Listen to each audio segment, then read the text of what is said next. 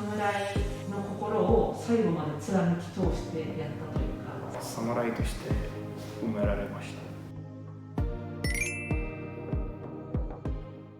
皆さんこんにちは。これから映画サークルを始めます。7人の侍です。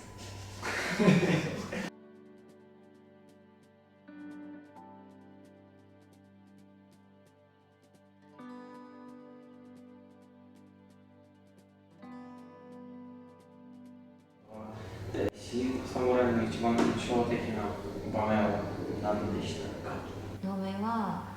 戸越のところへ火を作っ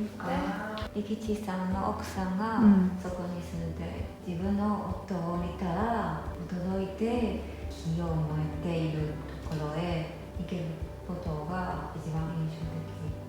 的。農民が体を守るための道具があるじ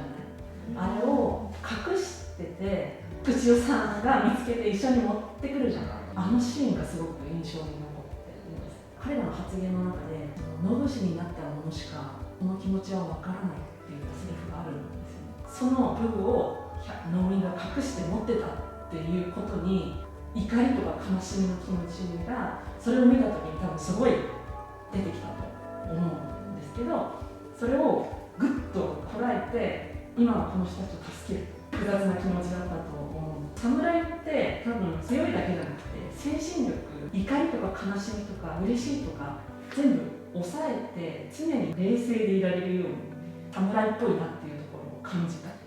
今の時代から考えるとそれをずっと思いますけれども百姓はお金が持っていませんから、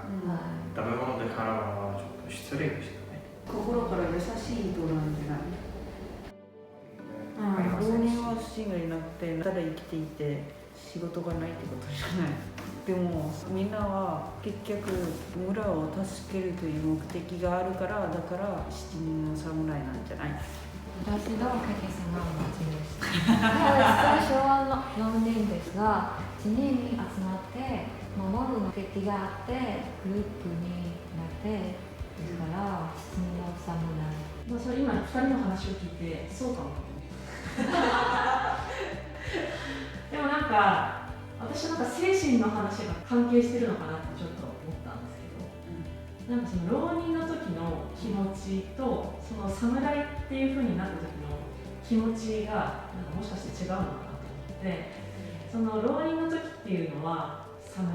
の心を忘れないようにしようと思いながら生きてる。自分だけでその気持ちをこうコントロールするのが人間は弱いから難しいと思うんですけど、7人の侍として集まった人たちは村との約束を果たすために侍の心を最後まで貫き通してやったというか、そういう意味でなんか敬意の気持ちを込めて浪人じゃなくて侍ってつけたのかなと思って。本当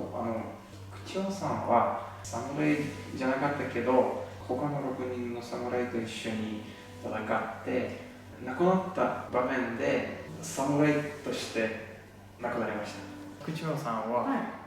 他の侍と同じ墓でした。そうだね。大きいやつね。そうです。ですから侍として埋められました。認められたっていうことですね。そうです。チャンネル登録はこちら。